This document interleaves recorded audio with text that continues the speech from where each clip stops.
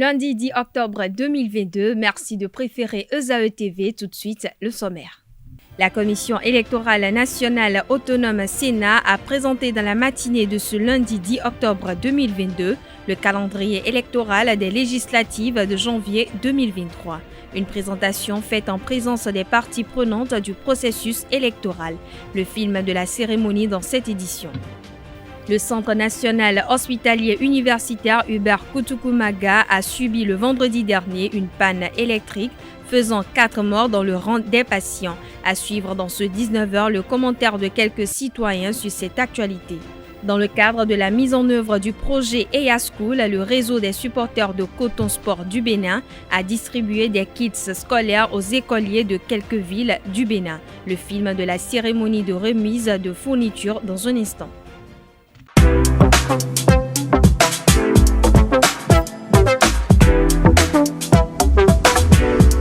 Moi, je suis à ESAE et toi? Moi, je suis en administration des finances à ESAE.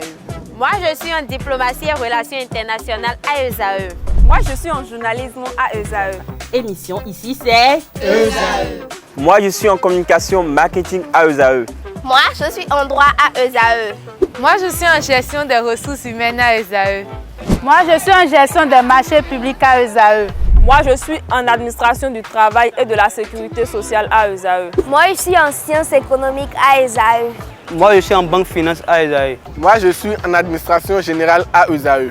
Moi, je suis en audit et contrôle de gestion à ESAE. Moi, je suis en sciences juridiques à ESAE. Moi, je suis en administration générale et territoriale à ESAE. Moi, je suis en transport logistique à ESAE. Moi, je suis en gestion des projets à ESAE.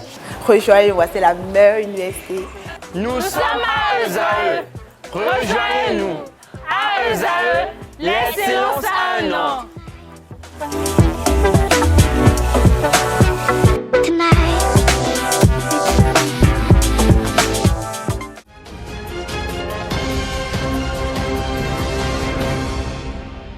À nouveau, bonsoir, merci de nous préférer pour vous informer. Le directeur du Centre national hospitalier universitaire Hubert Kutukumaga a été écouté par la brigade criminelle. C'était le vendredi dernier, le jour même où l'hôpital de référence a enregistré en son sein 4 décès de patients. Suite à cette tragédie, le chef de l'État a personnellement saisi l'autorité de régulation du secteur de la santé pour élucider l'affaire. Dans un communiqué publié le dimanche 9 octobre 2022, le ministre de la Santé, Benjamin Hunkpati, a indiqué que le procureur de la République a été saisi pour des suites judiciaires à donner à cette affaire. Pour rappel, selon les informations, la mort de ces 4 patients admis à la clinique universitaire polyvalente d'anesthésie-réanimation du CNHU a été causée par une coupure d'électricité qui aurait duré plusieurs minutes.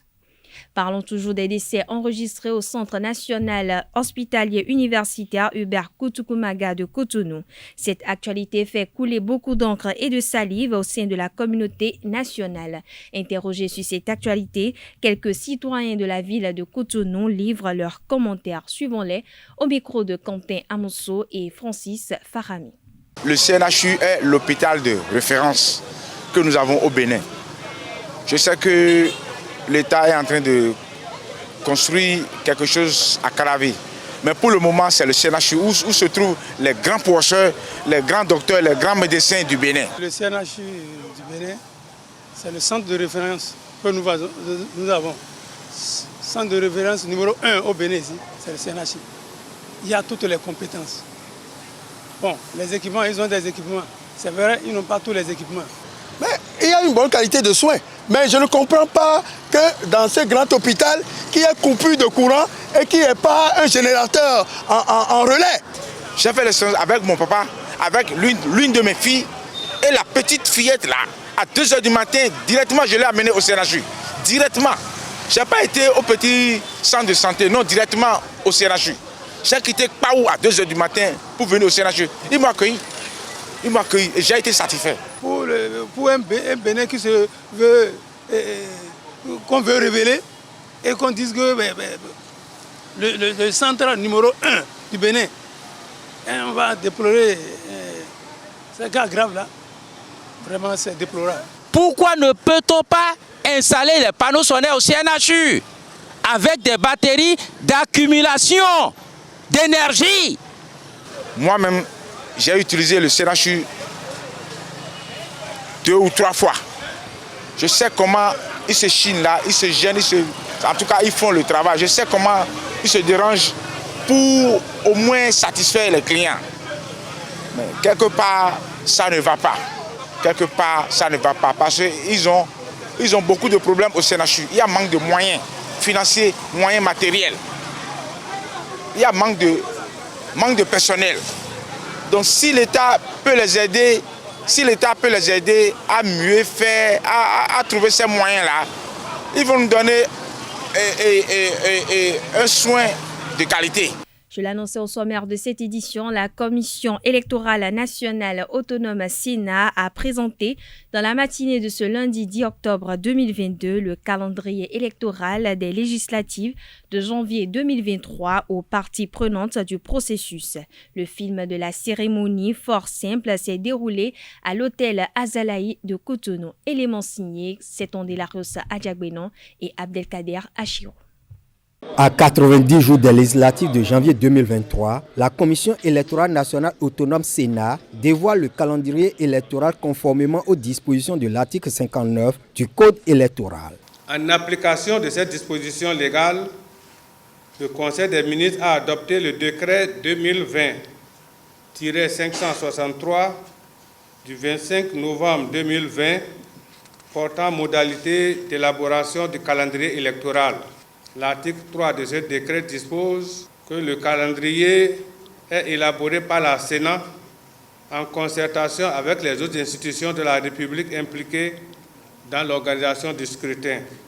C'est à cet effet que les séances de concertation se sont tenues à Azalaï Hotel du 3 au 5 octobre avec les différentes parties prenantes au processus électoraux. De la publication des pièces au rapport général des élections en passant par l'enregistrement des déclarations de candidature, le recrutement des agents électoraux et le scrutin proprement dit, le planning contient les 16 activités essentielles du processus électoral en cours. Les activités qui sont compilées dans le calendrier sont les activités que nous avons en intersection avec vous, parties prenantes et Sénat. Beaucoup d'autres activités sont au chronogramme et peut-être ne sont pas intéressantes à vous présenter. Le président de la Sénat exhorte les parties prenantes impliquées dans le processus électoral à faire une large diffusion du calendrier tout en les rassurant sur la disponibilité de son équipe à toutes fins utiles. Je voudrais retirer tous nos remerciements et vous demander de nous aider à diffuser autant le plus largement possible ce calendrier. Il sera strict et sera exécuté comme tel. Au niveau de la Sénat, nous prenons l'engagement de vous faciliter l'exercice. Nous sommes toujours à votre disposition 24 heures sur 24, 7 jours sur 7, 90 jours sur 90, jusqu'au 8 janvier. Le processus électoral devant conduire à l'élection des représentants à l'Assemblée nationale, 9e mandature, franchit ainsi une étape importante. À présent, découvrez le contenu du calendrier électoral des législatives de 2023 avec Rufin Domingo, directeur des matériels et des opérations à la Direction générale des élections. Au mois de juillet, publication donc des pièces, ce qui a déjà été fait, comme l'a souligné le président de la Sénat. Au mois de septembre, l'enregistrement en ligne des candidatures pour les postes de coordonnateur d'arrondissement, assistant coordonnateur d'arrondissement et réception physique des dossiers de candidature des membres du poste de vote. Au mois d'octobre, nous avons fait donc la semaine dernière les rencontres avec les parties prenantes et nous attendons à partir du 28 la réception des dossiers de candidature. Cette réception aura donc lieu du 28 au 2 novembre. Ensuite, au mois de novembre, nous aurons la publication des partis politiques qui auront déposé leur dossier. Et toujours au mois de novembre, nous allons recevoir de l'ANIP la liste électorale informatisée. Toujours au mois de novembre, à l'activité 10, nous allons positionner les logos des différents partis sur le bulletin unique. Au mois de décembre, nous publierons la liste des centres et postes de vote.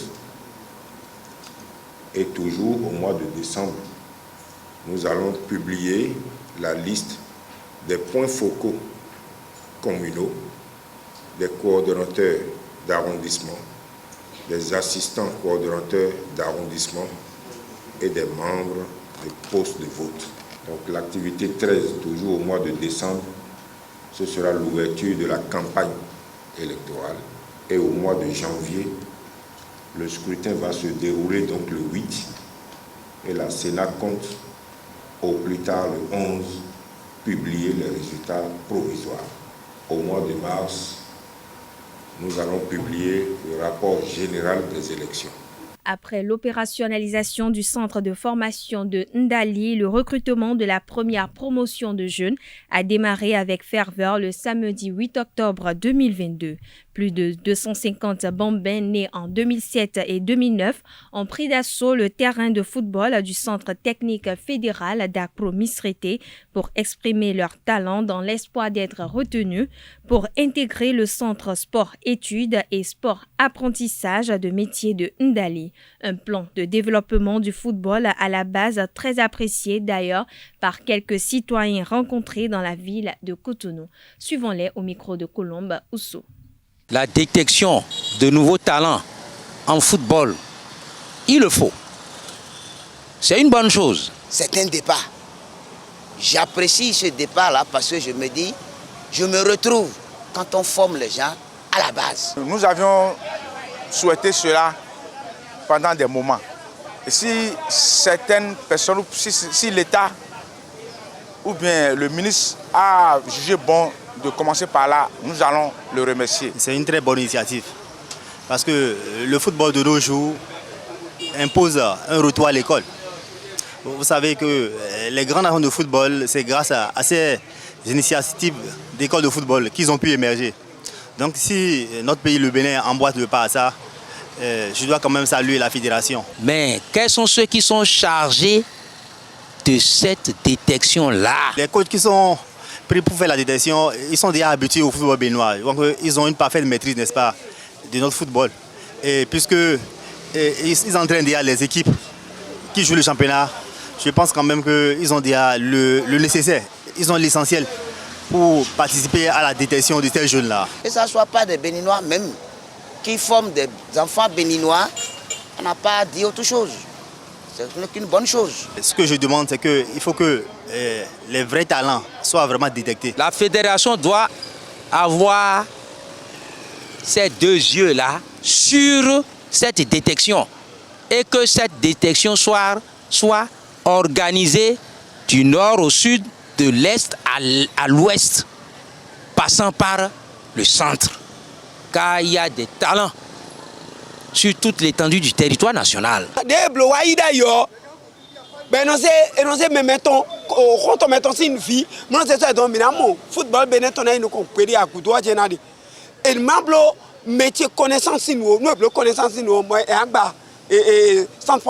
de formation.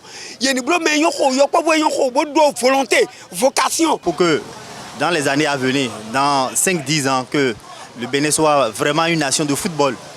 Et pour qu'on puisse avoir des joueurs dans des grands championnats comme en France, en Angleterre et dans d'autres pays. Seulement, il faut que les moyens y aient pour que le travail soit bien abouti. Et que d'ici 2-3 ans, nous aurons déjà bien. Mais la Fédération béninoise de football doit les suivre à la lettre. Est-ce que ces enfants mangent bien? Est-ce qu'ils étudient? Mais quel est l'encadrement technique chargé de les former? Parce que là maintenant, on les appelle des pupilles. Ils doivent quitter cette étape de pupille et cadet, cadet, junior, junior, senior. Comment sont-ils encadrés? Mais jusqu'aujourd'hui, on n'a même pas une direction technique de football. Sur le plan national, si on avait une direction technique de football, alors là, je serais confiant. Parce que ne fait pas du football qui veut, mais qui peut. Et ne crée pas des centres de formation qui veut, mais qui peut et qui le fait. Une partie de la population béninoise rejette certaines pièces de monnaie et billets de banque sous prétexte qu'elles auraient servi pour des sacrifices à des divinités, seraient altérées, lisses ou ne seraient plus valables. Les citoyens dénoncent cet acte qui prend de plus en plus d'ampleur dans notre société et proposent des solutions pour y remédier. Suivons à ce sujet le reportage de Quentin Amoussou et Francis Farami. Le rejet de certaines pièces de monnaie et billets de banque émis par la Banque centrale des États de l'Afrique de l'Ouest BCAO par une frange de la population est monnaie courante. Depuis mon existence, nous utilisons les pièces de 1 franc et 10 francs. Mais aujourd'hui, quand tu achètes au marché, les banques d'âme refusent de prendre l'argent sous prétexte que c'est lisse. Depuis certaines années, les gens ont commencé par refuser les pièces au Bénin ici. Les petites pièces de 10 francs, de 5 francs, de 25 francs. Pour soi-disant que c'est les vossacoués. Et alors, quand tu es bloqué, tu es en bloqué. Mais les voix bloquées, baissent de tomiton, pour m'aider, nous montons nos sang. Pour Dieu, m'aider, nous arrêter. Doit où est là, naïa. Quand le poil est crayo, doit qu'on gagne le crayo. Oh, 250 le crayo. Malgré les multiples communiqués des autorités en charge de la question, ce tas persiste toujours. Les populations proposent donc des solutions pour pallier à ce problème. Faites en sorte que le dernier béninois puisse s'approprier de ce numéro pour qu'il n'ait plus ce conflit entre moi qui ai mon argent et ceux qui j'achète. Parce que quand j'achète et l'autre dit ça ne va pas, et ce n'est que ça moi j'ai en poche. Vous voyez ce que ça donne par moment. Si quelqu'un achète et qu'on lui refuse son argent, qu'il rentre et avec son colis et l'argent. Si le vendeur veut le convoquer, alors qu'il le fasse. L'État doit appeler les journalistes, vous les journalistes là. L'État devrait s'asseoir avec le ministre avant de faire sortir ce communiqué là. Il devait s'asseoir avec vous. Parce que vous êtes le porteur, vous êtes les porteurs d'informations. C'est vous qui m'informez maintenant. Sinon, moi, je ne sais pas qu'un communiqué a été... Moi, je ne sais pas. C'est grâce à vous que je suis informé maintenant. Vous voyez, non? Donc, l'État doit s'asseoir avec vous, là. Et maintenant, vous informer. Et c'est à vous maintenant de relayer l'information. Et nous serons tous informés. Vivement que les sensibilisations se fassent pour une prise de conscience par la population.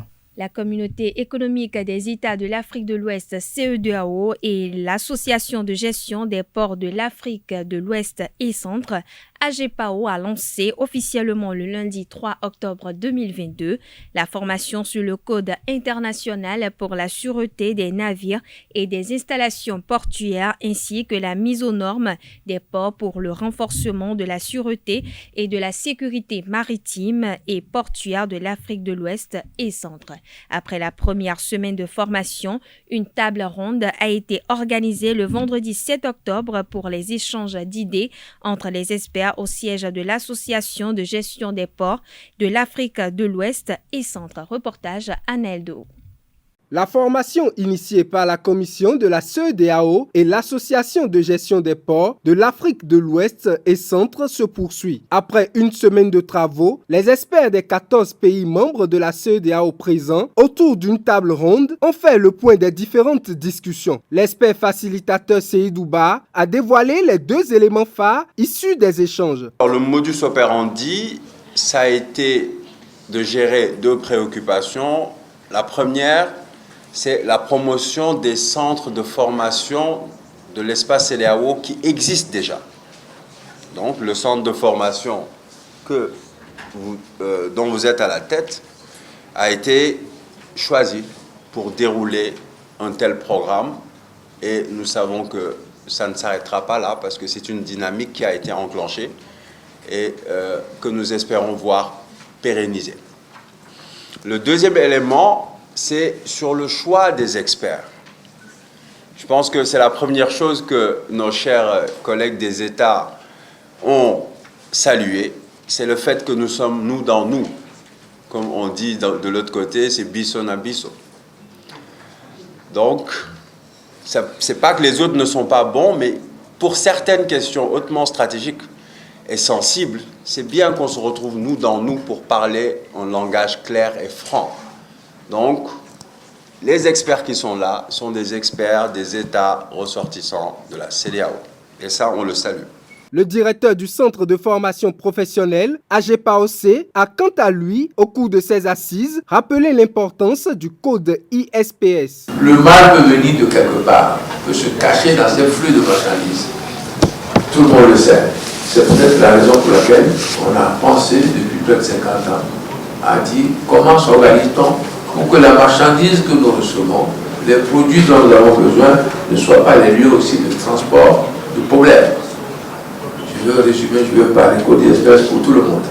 C'est que si on veut continuer à manipuler ces marchandises qui arrivent par dizaines de conteneurs, centaines avec des navires, il ne faut pas que le navire et la marchandise deviennent le problème. Donc le code ISPS peut s'expliquer comme cela. C'est la genèse. Parce que la mer, l'activité maritime est liée aussi à une organisation qui est rattachée aux Nations Unies qu'on appelle l'Organisation Maritime Internationale. Cette organisation, l'OMI, a mis en place des règles. Parmi ces règles, nous avons le code ISPS.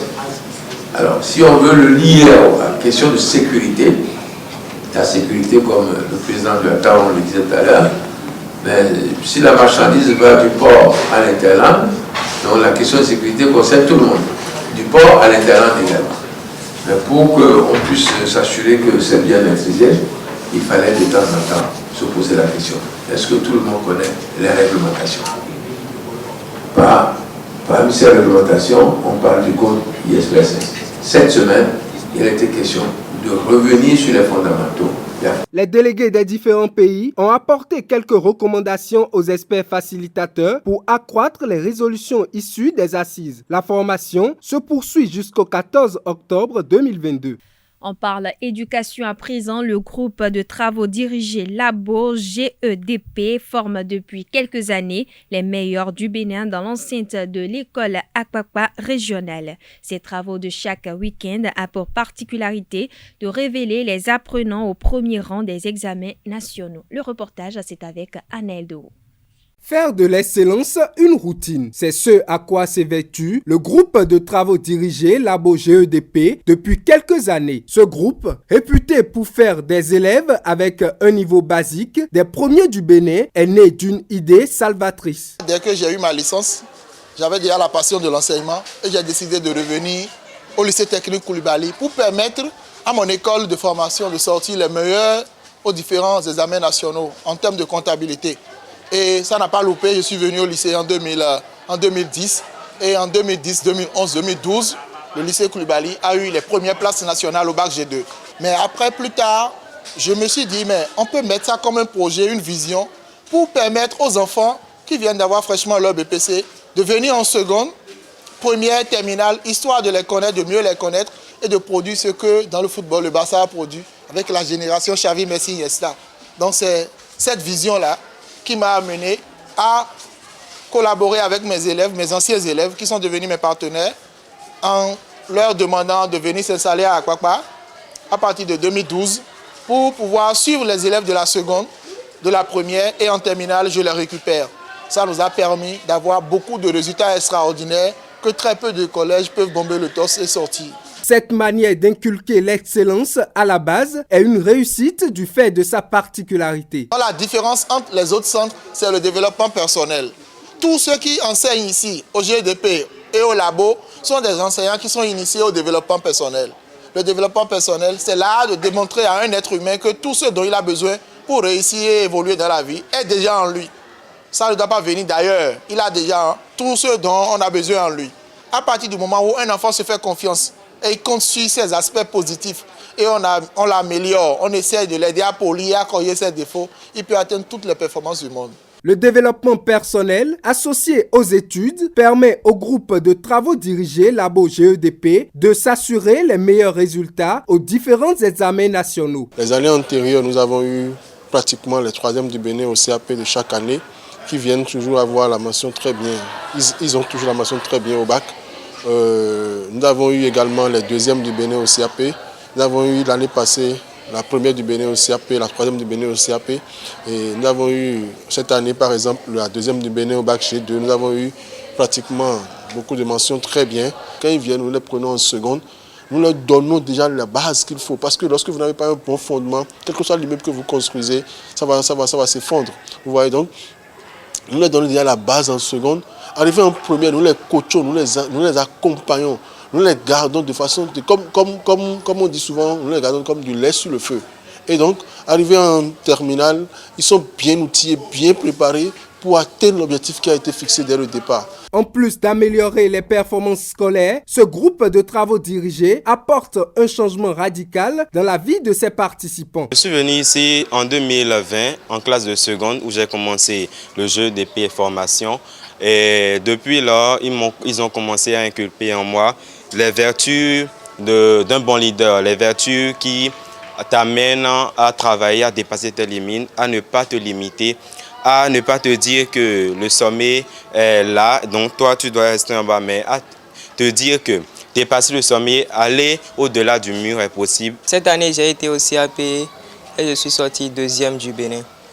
Auparavant, on nous parlait des meilleurs du Bénin et j'ai voulu faire partie de ces meilleurs du Bénin. Et c'est ce qui m'a amené à travailler, à faire beaucoup d'efforts qu'avant. L'éducation étant au cœur des priorités du gouvernement de la rupture, ce modèle d'apprentissage devrait être imité pour une réussite certaine dans le milieu éducatif. Le réseau des supporters de Coton Sport du Bénin, RESCO, a distribué le samedi 8 octobre dernier des kits scolaires aux écoliers d'Abomey, de Boyikon et d'Agbanizon dans le cadre de la mise en œuvre du projet EA School. Placé sous l'égide du président Jules Yankadja, la cérémonie de remise des fournitures a eu lieu au Centre des jeunes et loisirs de la cité des Huegbadja. Reportage Seton de la Riosa à Djagbenon. Le projet EA School gagne le plateau d'Abomey.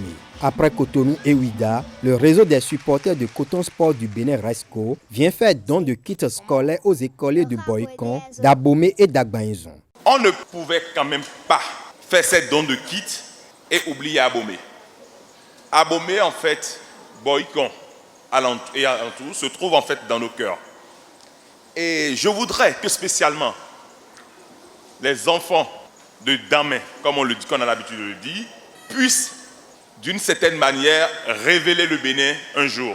Du CI au CM2, le RESCO, grâce à l'appui de Lionel Talon, a distribué des fournitures scolaires à des apprenants venus d'une dizaine d'écoles primaires, publiques comme privées. En tout, nous avons touché plus de 1000 enfants dans la zone de Agbanizon, Abomey et Boyikon. Ce don de kits scolaires composés de cahiers, des stylos, en tout cas, de toutes sortes de fournitures scolaires, pouvant permettre aux enfants de bien démarrer la rentrée scolaire. Avec le projet EA School, les supporters de Coton Sport du Bénin entendent jouer leur partition pour la promotion de l'éducation de base au Bénin. Il est important que chaque acteur, que chaque personne, en dehors des parents, puisse comprendre cette réalité qui est d'accompagner les enfants, de les suivre dans leur programme scolaire. Et c'est pour ça le réseau des supporters de Coton Sport s'est donné dans son programme social d'accompagner les enfants chaque année dans le démarrage de la rentrée scolaire à travers la distribution de kits scolaires. Les premiers responsables des écoles bénéficiaires du projet et les parents des enfants ont exprimé leur gratitude au RESCO.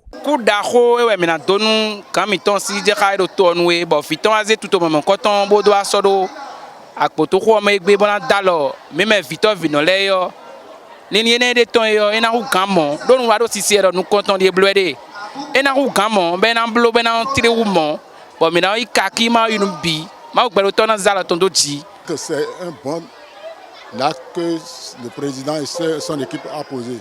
nous ne pouvons que le remercier, le féliciter et en faire davantage. Nous passons par la voix de M. Yakaja pour le remercier de cette initiative qu'il a prise. Je souhaite qu'il ne s'arrête pas en si bon chemin, qu'il continue parce que nous avons toujours des problèmes dans nos écoles. Cette doléance va recevoir un avis favorable à une seule condition. On voudrait faire plus, mais il faudrait nous encourager.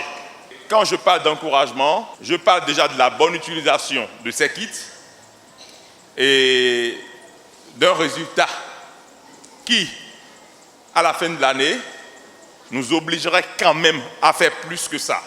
En attendant l'évaluation, le RESCO va étendre le projet EA School à d'autres localités dès la deuxième édition. La page internationale de ce lundi 10 octobre 2022 est au condensé des actualités en République démocratique du Congo, en Iran, en Autriche et en Russie. Une réalisation de Nansérine Fatoumbi. En RDC, le fossé s'agrandit entre Moïse Katumbi et l'Union sacrée, la coalition autour du président Félix Tshisekedi. Depuis plusieurs mois, les tensions persistent entre cadres proches de l'ancien gouverneur et ceux du président congolais. La semaine dernière, Augustin Kabouya, le chef intérimaire du parti présidentiel, a haussé le ton appelant le clan Katumbi à quitter la coalition. Dans les faits, c'est un départ en douceur qu'effectue l'ancien opposant et homme d'affaires aux ambitions présidentielles. Notons que la tension entre les deux camps remonte à plus d'1 an. En Iran, 3 semaines après la mort de Mahsa Amini, les manifestations se sont poursuivies contre le pouvoir. Ce dimanche 9 octobre, de nouvelles manifestations se sont déroulées à Téhéran et en province. Des lycéennes ont enlevé leur foulard en lançant des slogans contre le pouvoir. Alors que de nombreux manifestants ont été libérés, la police a prévenu que désormais, toute personne arrêtée restera en prison jusqu'à son jugement et sera punie sévèrement. En Autriche, le président sortant Alexander Van der Bellen a été réélu ce dimanche 9 octobre dès le premier tour. La victoire que le promettaient les sondages depuis 2 semaines a eu lieu. Il a recueilli 56% des voix. Il a été reconduit ce dimanche pour un mandat de 6 ans à la tête de l'Autriche. Âgé de 78 ans, l'écologiste qui incarne la stabilité aux yeux des Autrichiens a dans son premier discours appelé au rassemblement en cette période difficile. Le président russe Vladimir Poutine réunira ce lundi 10 octobre son conseil de sécurité à Moscou. Lors d'un échange avec le responsable du comité d'enquête sur l'affaire du pont de Crimée ce dimanche, il a dénoncé un acte de terrorisme fomenté par les services secrets ukrainiens avec l'aide de citoyens russes et de ressortissants étrangers. Notons que 48 heures après l'explosion du pont de Crimée, le comité d'enquête a dévoilé ses premières conclusions au président russe Vladimir Poutine. Voilà, chers internautes, ainsi prend fin cette édition. Merci pour votre attention. Excellente soirée à toutes et à tous.